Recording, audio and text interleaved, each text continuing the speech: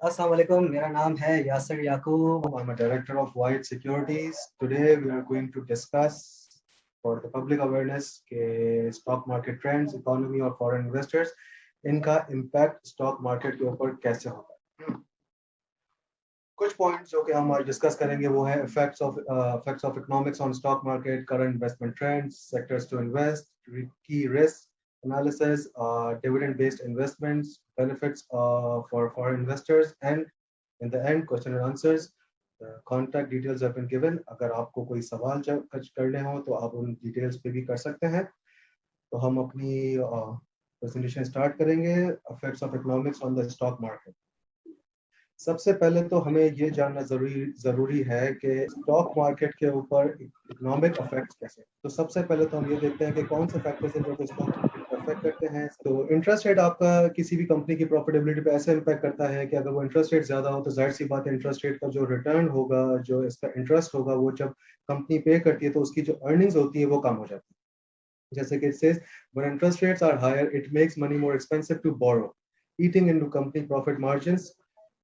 इसका मतलब ये है कि अगर आपकी जो एक प्रॉफिटेबिलिटी है, फॉर एग्जांपल अगर आपका एक कंपनी 1 करोड़ रुपए कमाती है तो आज हमारा इंटरेस्ट रेट है 7%, तो सीधा सीधा 7% आपके उस प्रॉफिटेबिलिटी पे आपको वो पे करना है आगे। 2017-18 में पाकिस्तान में इंटरेस्ट रेट था 13.25 एट द हाईएस्ट साइड, जो कि पिछले 2 साल में जब से पेंडेमिक स्टार्ट हुआ है इंटरेस्ट रेट नीचे आ गए हैं टू 7%। 50% जो इंटरेस्ट रेट नीचे आए हैं उससे आप ये देख सकते हैं कि पिछले 1-1.5 सालों में कंपनी की प्रॉफिटेबिलिटी कैसे बढ़ी है। किसी भी मुल्क की जब इकोनॉमी खराब हो रही होती है तो जब गवर्नमेंट इंटरवीन करती है तो उसमें सबसे जो पहला स्टेप होता है वो यही होता है कि आप इंटरेस्ट रेट कम कर दें to boost the economy. Not always the case, लेकिन ये सबसे एक पहला स्टेप होता है, ताकि अगर आपका इंटरेस्ट रेट कम होगा तो प्रॉफिटेबिलिटी हायर होगी और आपकी इन्वेस्टमेंट की जो आपका जो कंपनी की इन्वेस्टमेंट है वो आपको एक अच्छी गेन्स देगी। दूसरा फैक्टर जो हम आज यहाँ पर डिस्कस कर रहे हैं स्टॉक मार्केट, वो है inflation. Inflation price pressure as an influence on the stock market. किसी भी चीज की अगर प्राइसेस बढ़ जाए तो उस चीज का जो अफोर्डिंग पावर है या परचेजिंग पावर है वो कम हो जाता है। अगर फॉर एग्जांपल एक चीज आज से मुझे 1 महीने पहले 10 रुपए की मिल रही थी, अगर आज उसकी प्राइस ही 20 रुपए हो गई है तो मैं जहाँ दो लेता था अब मैं वो एक लूंगा। तो जो मेरा परचेजिंग पावर है वो कम हो गया, जिसकी वजह से कंपनी की जो प्रॉफिटेबिलिटी है वो भी कम हो जाएगी। Higher prices tend to slow down economic activity and have negative impact on stock market। तो जब भी किसी चीज की प्राइसेस बहुत ज्यादा बढ़ जाती हैं तो वो परचेसिंग पावर पे इम्पैक्ट करता है और उस चीज की वजह से आप की इकोनॉमी पे वो एक नेगेटिव इम्पैक्ट। तीसरा फैक्टर जो कि स्टॉक मार्केट की प्राइसेस को इम्पैक्ट करता है वो है जीडीपी, ग्रॉस डोमेस्टिक प्रोडक्ट। तो उसमें आप देखते हैं कि किस तरीके से उस मुल्क की जो प्रोडक्शन होती है इधर गुड्स और सर्विसेज वो बढ़ जाती हैं, जो परचेजिंग पावर होता है आपकी कंज्यूमर का वो बढ़ जाता है, जिसके रिटर्न में आपकी वो कंपनी की प्रॉफिटेबिलिटी बढ़ती है। और एक जो इन्वेस्टमेंट इन्वायरमेंट होता है, जो इन्वेस्टर कॉन्फिडेंस होता है वो बढ़ जाता है अगर आपका जीडीपी बहुत अच्छा आता है तो। लेकिन अगर इसी की जगह जीडीपी नेगेटिव आता है वो एक नेगेटिव इम्पैक्ट देता है। तो ये एक बहुत इंपॉर्टेंट गॉज है जिसको हमें हमेशा अपनी नजर में रखना चाहिए कि आपकी जीडीपी क्या चल रही है, आपका इंटरेस्ट रेट क्या चल रहा है, आपकी इन्फ्लेशन क्या चल रही है, जिसकी वजह से हमें पता चलता है कि हमारी इकोनॉमी आगे आने वाले 6 महीने साल में कैसा परफॉर्म करेगी। फॉर एग्जाम्पल हम इन्फ्लेशन की बात करें, द लेटेस्ट जो इन्फ्लेशन रेट अभी है 8.4%, अब वो 8.4% है, जिससे पता चलता है कि चीजें बेहतर हुई है, इन्फ्लेशन कम हुई है। और अब हम ये देख सकते हैं कि अगर इन्फ्लेशन कम हुई है तो जाहिर सी बात है परचेसिंग पावर बढ़ा है, तो आगे आने वाले दिनों में हम देख सकेंगे कि किस तरीके से हमारी इकोनॉमी ज्यादा बेहतरी की तरफ जाएगी। अनएम्प्लॉयमेंट आपका वो इंडिकेटर है जो आपको बताता है कि आपके मुल्क के अंदर लोग नौकरी करना चाहते हैं और उनको नौकरी नहीं मिल रही है, जिस वजह से भी, चाहे हमारे पास इतनी प्रोडक्शन फैसिलिटीज नहीं है कि उनको नौकरी दी जाए, या हमारे पास कोई इतने फैसिलिटीज नहीं है कि लोगों को ज्यादा केटर किया जाए, तो और अनएम्प्लॉयमेंट जब बढ़ती है तो जाहिर सी बात है अनएम्प्लॉयमेंट बढ़ेगी तो मुल्क की गुर्बत बढ़ेगी। Fifth indicator trade Wars. Trade Wars क्या चीज है? किसी और मुल्क के साथ हमारी किसी वजह से कोई बात ना बनना, जिसकी वजह से हम ये कह सकते हैं कि अगर हम कोई चीज इंपोर्ट कर रहे हैं किसी मुल्क से या हम उस मुल्क को कोई चीज एक्सपोर्ट कर रहे हैं, ये तो जाहिर सी बात है उनके हमारी इंपोर्ट भी महंगी होगी, क्योंकि हमारे को टैक्सेस इतने लग जाएंगे, कंपनी की प्रॉफिटेबिलिटी पे इसका इम्पैक्ट आएगा। जब कंपनी की प्रॉफिटेबिलिटी पे किसी भी चीज का इम्पैक्ट आएगा तो जाहिर सी बात है उसकी प्राइसेस नीचे आएंगी, स्टॉक प्राइसेस उसके नीचे आएंगी। कोई भी कंपनी अगर वो ज्यादा टैक्सेस देगी, चाहे वो इंपोर्ट कर रही हो चाहे वो एक्सपोर्ट कर रही हो, तो उसकी प्रॉफिटेबिलिटी का इम्पैक्ट आएगा। अगर कंज्यूमर कॉस्ट ही बढ़ जाएगी तो जाहिर सी बात है जो आप इकोनॉमी में अपनी एक बूम देख रहे हैं वो स्लो डाउन हो जाएगा, जो आप ग्रोथ देख रहे हैं वो स्लो डाउन हो जाएगी। और जब ऐसा होगा तो जाहिर सी बात है आपकी जो प्रॉफिटेबिलिटी है वो कम हो जाएगी और स्टॉक प्राइसेस के हिसाब से नीचे आ जाती है। तो ये सारे वो फैक्टर्स हैं जिसकी वजह से एक स्टॉक मार्केट की प्राइसेस के ऊपर इम्पैक्ट आता है और उसकी प्राइसेस में वॉलेटिलिटी आती है, चाहे अपवर्ड्स हो चाहे डाउनवर्ड्स हो। तो जितनी चीजें बेहतर होती जाएंगी उतने उस हिसाब से स्टॉक मार्केट बेहतर परफॉर्म करती जाएगी।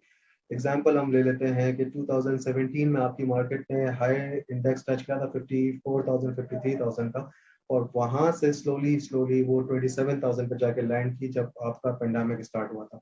तो जब वो 27,000 इंडेक्स हुआ था तो आप देख सकते थे चाहे कोई भी कंपनी हो, चाहे जितनी अच्छी सीमेंट कंपनी हो, जितनी अच्छी स्टील की कंपनी हो, जितनी अच्छी फार्मास्यूटिकल हो, कोई भी सेक्टर हो, उसकी जो स्टॉक प्राइसेस थी it was under value.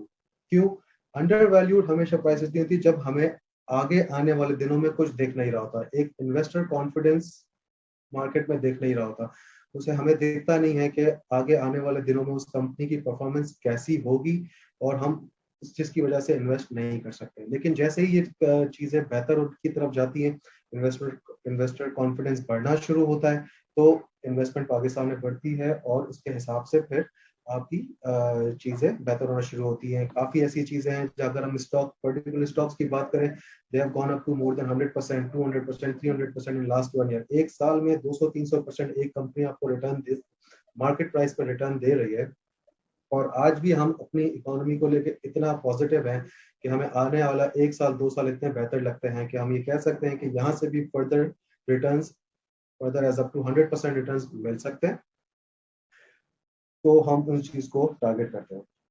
Current investment trends किन किन चीज़ों में एक इन्वेस्टर इन्वेस्टमेंट कर सकता है, वो अपने आप को कैसे अपनी इन्वेस्टमेंट को डाइवर्सिफाई करता है, चाहे वो म्यूचुअल फंड्स में इन्वेस्टमेंट करे, चाहे वो स्टॉक एक्सचेंज में इन्वेस्टमेंट करे, करेंसीज में करे, गवर्नमेंट बॉन्ड्स में करे, कॉर्पोरेट बॉन्ड्स में करे, ETFs, gold, real estate, investment trust. ये सारी वो एवेन्यूज है जहां पर एक इन्वेस्टर अपनी इन्वेस्टमेंट रखता है, अपने आप को डाइवर्सिफाइड रखता है, ताकि अगर एक चीज अच्छा परफॉर्म नहीं कर रही हो तो दूसरी चीज उसको अच्छा परफॉर्म करे, तो एंड ऑफ द ईयर उसके पास एक targeted amount in terms of gain आनी चाहिए। म्यूचुअल फंड्स बेसिकली वो इदारे हैं जो कि बहुत सारे इन्वेस्टर्स की इन्वेस्टमेंट लेके और उनको यकीन दिलाते हैं कि वो कहाँ कहाँ पर इन्वेस्टमेंट करेंगे अकॉर्डिंग टू देयर रिसर्च, और उससे वो किस तरीके से एक अच्छा रिटर्न जनरेट करेंगे और अपने इन्वेस्टर्स को एक अच्छा पे आउट देंगे। म्यूचुअल फंड्स हमारे पाकिस्तान की स्टॉक मार्केट में भी बहुत एक्टिव हैं। वो सारे अच्छे ब्लू चिप कंपनीज में इन्वेस्टमेंट करते हैं, बॉन्ड्स में इन्वेस्टमेंट करते हैं और करेंसीज में इन्वेस्टमेंट करते हैं, और एक अच्छी उम्मीद से कि हम अपने इन्वेस्टर्स को एक अच्छा return end of the year देंगे। उस स्टॉक एक्सचेंज के अंदर इन्वेस्टमेंट के क्या फायदे हैं? अगर फॉर एग्जांपल मैं आज आपको कहूँ कि पेंडेमिक में 1.5-2 सालों में हार्डली किसी बिजनेस ने कोई परफॉर्म किया होगा लेकिन मैं ये दुनिया की बात कर रहा हूँ, लेकिन अगर हम पाकिस्तान की बात करें तो पाकिस्तान में पेंडेमिक की वजह से जो एक्टिविटीज बढ़ गई हैं, जो हमें एक्सपोर्ट ऑर्डर्स मिले हैं, जो हमारी प्रोडक्शंस बढ़ गई हैं, जो हमारा जीडीपी बढ़ा है, जो हमारे इंटरेस्ट रेट कम हुआ है, इसकी वजह से जो गेन्स हमें पाकिस्तान में मिले हैं, आज भी स्टॉक एक्सचेंज की इन्वेस्टमेंट इतनी ही बेनिफिशियल है। उसी तरीके से हम पॉजिटिव है, इस चीज को देखते हैं कि आने वाले 1-1.5 साल में और अच्छे तरीके से ये परफॉर्म करेगी। वॉरेन बुफे की एक कहावत है जो कि दुनिया के सबसे बड़े स्टॉक इन्वेस्टमेंट इन्वेस्टर कहलाते हैं कि इन्वेस्टमेंट आपका वो प्रोसेस है जो आज आप इन्वेस्ट करो ताकि आपको फ्यूचर में वो एक अच्छा रिटर्न दे।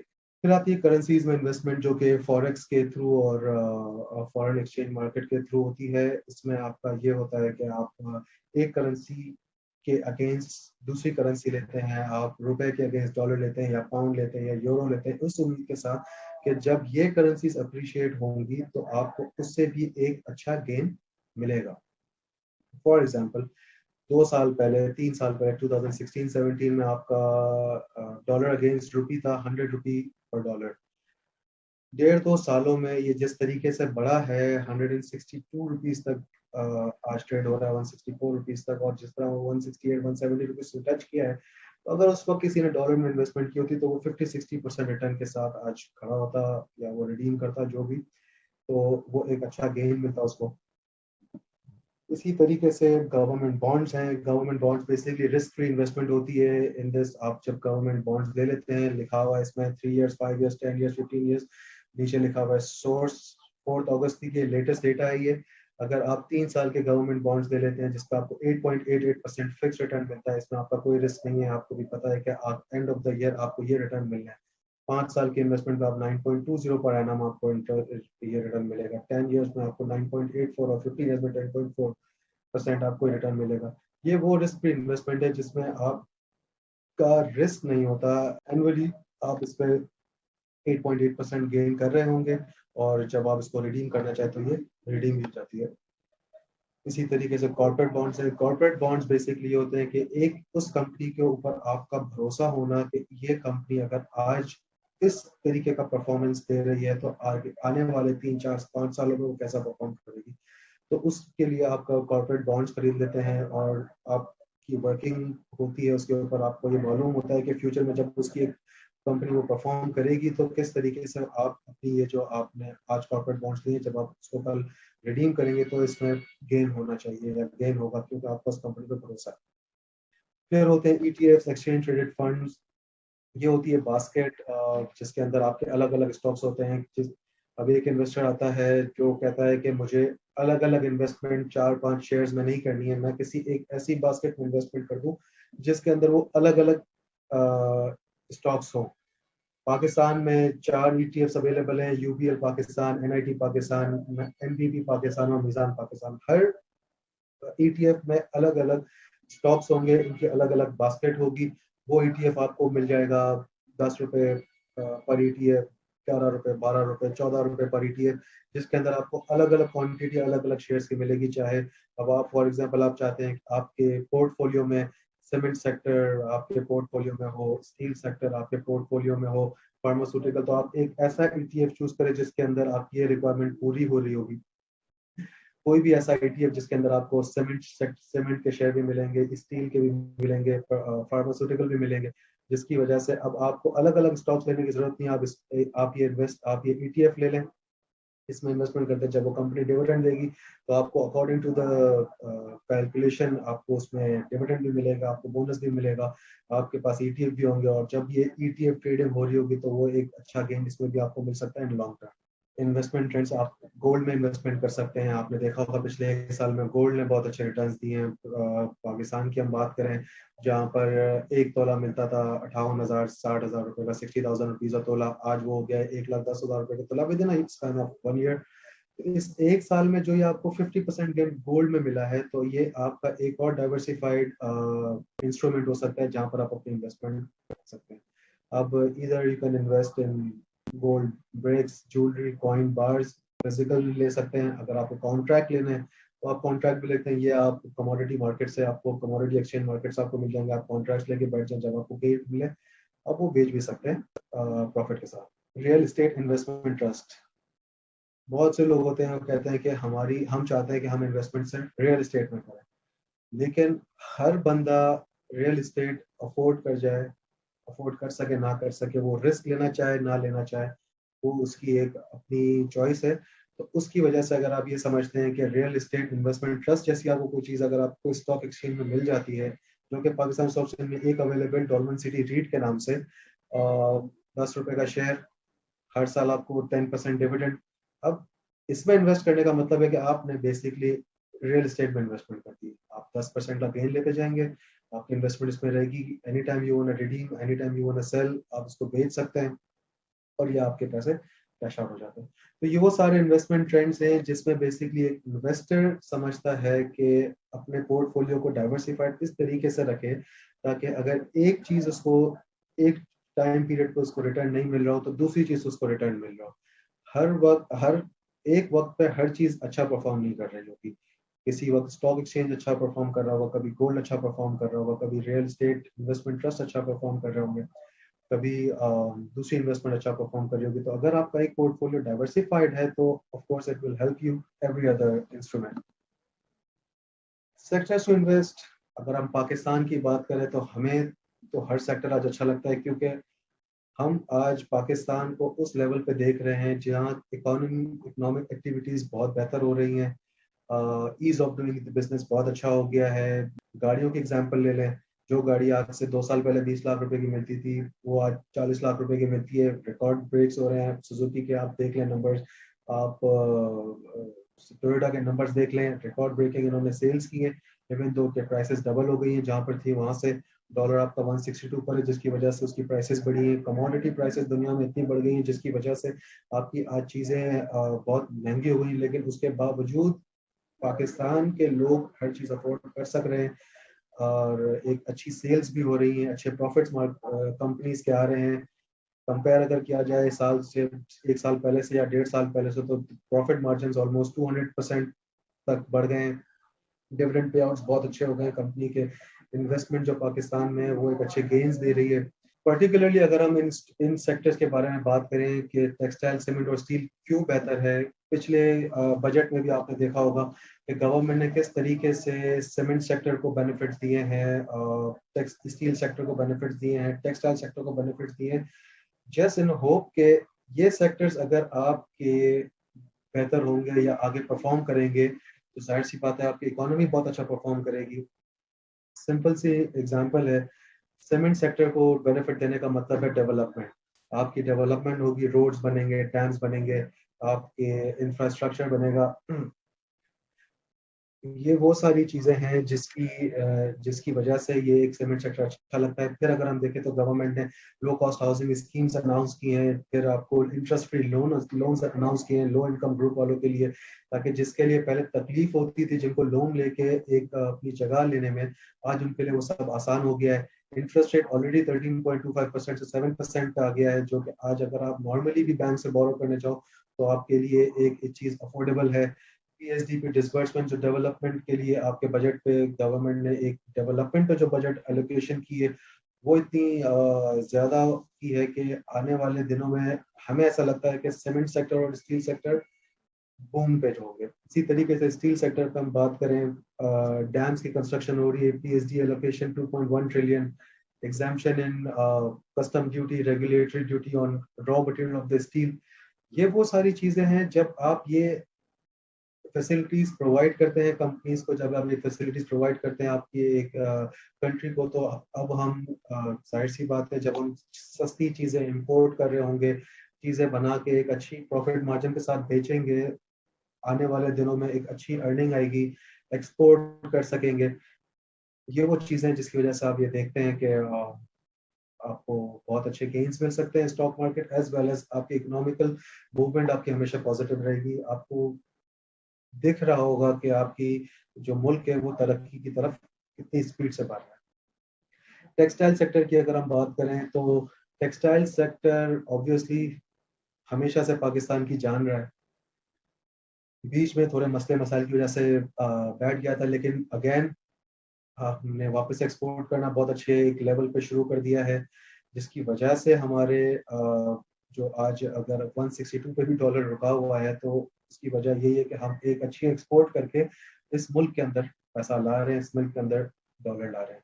अगेन गवर्नमेंट ने जो फैसिलिटीज दी थी आपके पास, करंट अकाउंट, अब ये कस्टम ड्यूटीज, रेगुलर ड्यूटीज ये कम कर दी, 589 पीसीडी कोड, जिसमें अगर आप देखें तो ये वो इंसेंटिव्स हैं हमारे इस टेक्सटाइल सेक्टर के ऊपर के आपकी कॉस्ट ऑफ प्रोडक्शन कम हो गई है और आपकी सेल पॉइंट्स, आपके सेल प्राइसेस बढ़ी हुई हैं, तो आपकी प्रॉफिट मार्जिन बहुत अच्छे हो सकते हैं आगे जाके। तो ये वो चीजें जो हमें देखनी चाहिए before investing in any stock, जो हमें लगे कि हाँ आगे जाके ये वो चीजें होंगी जिसकी वजह से हम एक अच्छा गेन कर सकेंगे, चाहे वो हम उससे डिविडेंड पे आउट्स हो या कैपिटल गेन्स हो।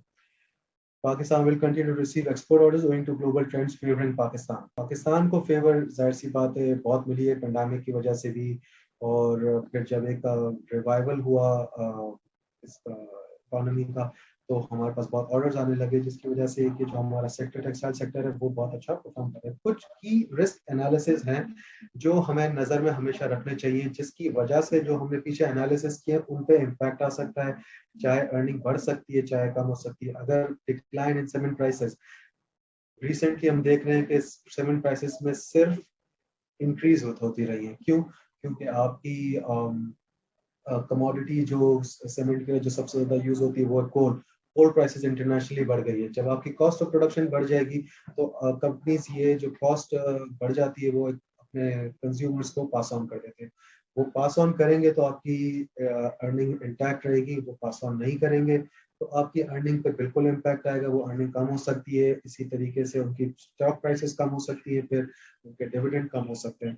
Finance cost, interest rate, again अगर इंटरेस्ट रेट आज 7% पे आज हमारी मुल्क में इंटरेस्ट रेट 7% है, कल को ये अगर 8% हो जाता है तो जाहिर सी बात है हमारे को हमें खुद एक आइडिया मिल जाएगा कि हाँ नेक्स्ट आने वाले दिनों में अब क्योंकि इंटरेस्ट रेट बढ़ गया है तो कॉस्ट ऑफ डूइंग बिजनेस महंगी हो गई होगी, वो बढ़ने की वजह से आपकी जो अर्निंग होगी उस पर इम्पैक्ट आएगा, वो कम हो जाएगी। इंक्रीज इन पावर टैरिफ, अगर बिजली महंगी हो जाती है तो भी प्रोडक्शन महंगी हो जाती है, प्रोडक्शन महंगी होगी, प्रॉफिट मार्जिन पे इम्पैक्ट आएगा। रॉ मटेरियल प्राइसेस महंगी हो गई, जैसे मैंने आपसे अभी जिक्र किया कि कमोडिटी प्राइसेस बहुत महंगी हो गई है। कमोडिटी प्राइसेस में आपका स्टील, सीमेंट, आप कोई भी इंडस्ट्री हो, हर चीज का केमिकल, कोई भी रॉ मटेरियल जो हम इम्पोर्ट कर रहे हैं, अगर उसकी प्राइस ही बढ़ जाएगी तो हमारी कॉस्ट ऑफ प्रोडक्शन यहाँ बढ़ जाएंगी, आपका फिर आपकी जो सेलिंग प्राइस है वो बढ़ जाएगी। एक्सचेंज रेट फ्लक्चुएशन, अगर आपका 162 का डॉलर आज है, वेरी गुड फॉर एक्सपोर्टर्स, लेकिन फॉर इम्पोर्टर्स अगेन ये कोई बहुत अच्छा इंडिकेटर नहीं है। लेकिन कल को अगर ये exchange rate 150 rupees per dollar हो जाता है तो इम्पोर्टर्स को बहुत बेनिफिट मिलेगा, और अगर इम्पोर्टर को बेनिफिट मिलेगा तो जाहिर सी बात है आपकी कॉस्ट ऑफ प्रोडक्शन कम होगी, तो फिर आप वहां से अपनी सेलिंग प्राइस भी कम कर सकते हैं, जिसकी वजह से आपकी अर्निंग पे इम्पैक्ट आएगा। अगर ये सारे सिनेरियोज हम हटा देते हैं, ये सब पॉजिटिव रहते हैं हमारे पाकिस्तान के सिनेरियो के लिए, तो एक कंपनी एक अच्छी परफॉर्मेंस दे सकती है। डिविडेंड बेस्ड इन्वेस्टमेंट, सबसे पहले तो हमें ये समझना चाहिए कि डिविडेंड बेस्ड इन्वेस्टमेंट हम क्यों करना चाहेंगे। डिविडेंड बेस्ड इन्वेस्टमेंट में होता है कि कभी भी आप कोई स्टॉक ऐसा लेते हैं जिसके अंदर जो कंपनी नोन हो के वो डिविडेंड पे करेगी, तो उसमें आपको मार्केट गेन कम मिलेगा या फिर उसके अंदर आपको वॉलेटिलिटी कम मिलेगी उस शेयर में हमेशा। अगर आपने कोई ऐसा शेयर लिया जिसमें जिसकी इन्वेस्टमेंट आप करते हैं और आप एक्सपेक्ट करते हैं कि आपको एटलीस्ट 10 to 15% रिटर्न मिले इन फॉर्म ऑफ डिविडेंड, और अगर आप उसको 2-3 साल रखते हैं जब हमारा एनवायरनमेंट इतना अच्छा हो जाता है इन्वेस्टमेंट का कि उसमें भी आपको कैपिटल गेन मिल सकता है। Dividend investing is the method of buying stocks that पे डिविडेंड्स रेगुलरली। अगर आप वो इन्वेस्टमेंट करें जिसमें आपको 10-15% रिटर्न मिल रहा है कंपनी से इन फॉर्म ऑफ डिविडेंड, तो आप it's a very good investment. 10-15% is a very good पे आउट। कंपनी अच्छा परफॉर्म करेगी। अब इसमें भी आपको ये देखना होता है कि कंपनी कितनी कांस्टेंट रहेगी अपनी अर्निंग्स के साथ आने वाले दिनों में, 6 महीने में, साल महीने में, 2 सालों में, जिसकी वजह से आप उसके अंदर इन्वेस्टेड रहेंगे। तो आप ये एक्सपेक्ट भी कर सकते हैं कि अगर आज कंपनी फॉर एग्जांपल 10 रुपए कमा रही है और 5 रुपए डिविडेंड दे रही है, तो कल वो 15 रुपए कमाएगी तो वो 10 रुपए डिविडेंड भी देगी। इस उम्मीद के साथ अगर आप उसमें इन्वेस्टेड रहते हैं तो एट सर्टेन पॉइंट एक आता है जहां पर उसकी अर्निंग्स बढ़ेंगी, डिविडेंड बढ़ेगा, तो जो आपकी परचेज प्राइस है वो तो नीचे की होगी। तो जब वो उसकी कैपिटल गेन आपको मिल रहा होगा तो उसमें आपका डिविडेंड भी बढ़ जाएगा। तो basically it can go up to 15%, 18%। ऐसी काफी कंपनीज है पाकिस्तान स्टॉक एक्सचेंज में आज जो आपको 10, 12, 15, 18% रिटर्न भी देती है इन फॉर्म ऑफ डिविडेंड, और कैपिटल गेन अलग। If you keep them for years, 2-3 years, you can get capital gain as well. Dividend investing is a strategy that gives investor two source of profitability. एक हो गई dividend income, दूसरी हो गई आपको capital gain. जो dividend वाले shares होते हैं वो कम वॉलेटाइल होते हैं, तो अगर मार्केट में किसी वजह से अगर एक बहुत बड़ा मूव आता है डाउनवर्ड्स और अपवर्ड, तो आपका जो डिविडेंड पे आउट कंपनी होगी उस पर कोई खास वॉलेटिलिटी आपको नहीं दिखेगी, वो आपकी जो प्राइस होगी उस पर इम्पैक्ट होगा। तो डिविडेंड बेस्ड इन्वेस्टमेंट्स आर तो बेसिकली वो इन्वेस्टमेंट है जहाँ आपको एटलीस्ट 40-50% या एक इन्वेस्टर होता है वो अपने हिसाब से 40-50% अपना पोर्टफोलियो डिविडेंड वाले स्टॉक्स में इन्वेस्टेड रखता है ड्यू टू सिक्योरिटी, और वो सेफ। कुछ चीजें जिसको आप इवेलुएट कर सकते हैं डिविडेंड स्टॉक्स को, जिन बेसिस के ऊपर आप उनको कर सकते हैं इवेलुएट, हुआ है डिविडेंड यील्ड। उस कंपनी के डिविडेंड यील्ड क्या है? डिविडेंड यील्ड का मतलब ये है कि अगर एक कंपनी की प्राइस है 200 रुपए, यहाँ लिखा हुआ है, अगर एक कंपनी की प्राइस है 200 रुपए, अगर उसका एनुअल रिटर्न आपको मिल रहा है 10 रुपए, that makes 5% of the dividend. 5% dividend आपको एनुअली मिल रहा है। और अगर आपकी ये यील्ड बढ़ जाती है to 10%, depending on the earning of the company, जब ये अर्निंग बढ़ेगी तो ये यील्ड भी बढ़ जाएगी, तो 10% हो जाती है, तो आपकी एक इन्वेस्टमेंट बहुत अच्छी कहलाई और आपको 10% रिटर्न या 5% रिटर्न एनुअली मिल रहा होगा। और अगर इस कंपनी ने माइंड बहुत अच्छा परफॉर्म करना शुरू कर दिया तो उसकी जाहिर सी बात है अर्निंग्स बढ़ेंगे, जब डिविडेंड बढ़ेंगे तो उसकी कैपिटल गेन भी आपको देगा। फिर होता है पे आउट रेशो। अच्छा, the higher the dividend yield, the better investment return, given that all the other factors remain constant.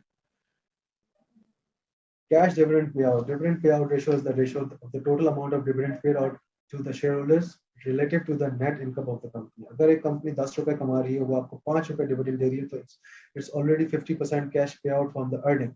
तो अगर आप कोई कंपनी इतना अच्छा आपको पे आउट दे रही है, तो you'll always want to be invested in those companies जो आपको इतना अच्छा रिटर्न दे। इसी तरीके से EPS, earning per share metric normalises the company's earning to the per share value. एक शेयर की वैल्यू, अगर एक अर्निंग पर शेयर अगर आज 10 रुपए है, तो उस शेयर की वो वैल्यू कैसे आ रही है, क्या सेल्स हो रही है उसकी, उसके अंदर क्या एक्सपेंसेस हैं, क्या सारे एक्सपेंसेस करने के बाद उसकी कितनी अर्निंग है, और अर्निंग पर शेयर बन के उसकी उस जब अर्निंग पर शेयर आपकी आ जाएगी, तो that will help you evaluate कि उसकी मार्केट स्टॉक प्राइस क्या होनी चाहिए। The best dividend stocks are companies that have shown the ability to regularly increase earnings per share over time and thus raise its dividend. वो companies जिसकी earnings आपको पता है कि every quarter, every 6 months, every year बढ़ती जाएंगी, उनका model, उनके प्रोडक्ट्स, उनकी डिमांड इतनी अच्छी है कि वो आपको दिख रहा है कि आगे बढ़ती जाएंगी, तो आप उसमें हमेशा इन्वेस्टेड रहते हैं और डिविडेंड इनकम करेंगे। फिर है P ratio, price to earning ratio. Basically ये होता है कि अगर आपकी एक कंपनी ट्रेड हो रही है 200 रुपए पे, और उसकी अर्निंग है बेसिकली 20 रुपए, और उसका स्टॉक प्राइस है 200 रुपए, तो ये हो गया प्राइस टू अर्निंग रेशियो 10 का। पाकिस्तान में इस वक्त आपको 5 के पी रेशियो पर आपको शेयर्स मिलेंगे। सीमेंट शेयर्स सेक्टर में शेयर्स हैं, काफी ऐसे शेयर्स हैं जो आपको 5 और 6 के मल्टीपल में, 7 के मल्टीपल मिलते हैं, which are considered very cheap. अगर आप दुनिया की बात करें, दुनिया के स्टॉक्स हैं, इंडिया की बात करें, इंडिया में 17% है, यूएसए में बात करें वहाँ पर 35 है आपका price to earning ratio. That means अगर वहां पर आपकी कंपनी अगर 10 रुपए या 20 रुपए अर्निंग करेगी, तो उनकी प्राइसेस होंगी 500 रुपए, 600 रुपए। लेकिन पाकिस्तान में ये क्योंकि पाकिस्तान के सिनेरियोस डिफरेंट है, यहाँ पर 5 और 7 और 8 के मल्टीपल की चीजें मिलती हैं, which is considered very cheap. तो स्टॉक मार्केट में investment is always very good option, or to make good benefits and good things. Benefits of foreign investors. Foreign investors के बेनिफिट्स क्या हैं मार्केट में होने के, और मार्केट को क्या बेनिफिट्स है फॉरेन इन्वेस्टर्स के होने से। फॉरेन इन्वेस्टर्स हमेशा आपके एक्सटर्नल इंडिकेटर्स देखता है कि आपका मुल्क किस तरीके से तरक्की कर रहा है, कौन कौन से इंडिकेटर्स जो बेहतर हो रहे हैं, जिस वजह से एक फॉरेन इन्वेस्टमेंट पाकिस्तान आती है। जितनी फॉरेन इन्वेस्टमेंट पाकिस्तान आएगी, उतने ही ज्यादा अच्छी इन्वेस्टमेंट पाकिस्तान में कहलाएगी। फॉरेनर्स को भी पाकिस्तान में आके वही बेनिफिट्स होते हैं, वो पाकिस्तान की मार्केट में जो ग्रोथ मिल रही, जो पाकिस्तान के अंदर ग्रोथ है, उस अपॉर्चुनिटी को वो अवेल कर सकते हैं, अच्छा गेन करते हैं। फॉरेनर्स बहुत अच्छी इन्वेस्टमेंट पाकिस्तान की मार्केट में फॉरेनर्स की है भी, पिछले 1-2 साल से सेलिंग साइड पर है, लेकिन अगेन पाकिस्तान की ग्रोथ को देखकर वो वापस भी आते हैं, निकालते भी हैं, प्रॉफिट बुक भी करते हैं। तो फॉरेनर्स भी इस मार्केट का पूरा बेनिफिट उठाते हैं, उठा सकते हैं। एक अपॉर्चुनिटी है उनके पास कि जो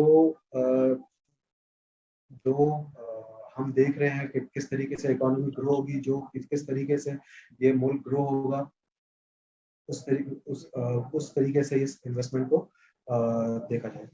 Enable them to benefit from competitive returns from the Pakistani capital market while being stakeholders in their homeland economy. वो अपने मुल्कों में भी इन्वेस्टेड हैं, वो दूसरे मुल्कों में भी इन्वेस्टेड है, वो हमारे मुल्क में भी इन्वेस्टेड है। तो वो उनके लिए एक अच्छा एज है कि वो अगर हमारी करेंसी अप्रिशिएट हो रही है तो उनको अपने उससे भी उनको बेनिफिट हो। अगर हमारी कंपनीज अच्छा परफॉर्म कर रही है तो उससे भी बेनिफिट हो, हमारी कंपनीज अच्छा डिविडेंड पे आउट करी तो उससे भी बेनिफिट। एक बहुत अच्छा फैसिलिटी पाकिस्तान ने ओवरसीज पाकिस्तानीज के लिए दी है, जो कि है रोशन डिजिटल अकाउंट। रोशन डिजिटल अकाउंट ओवरसीज पाकिस्तानीज के लिए एक फैसिलिटी दी गई है, जिसमें ओवरसीज पाकिस्तानी के लिए बहुत इजी हो गया है पाकिस्तान में इन्वेस्टमेंट करना, चाहे वो स्टॉक एक्सचेंज हो, चाहे वो कमोडिटी हो, चाहे वो आपकी रियल एस्टेट हो।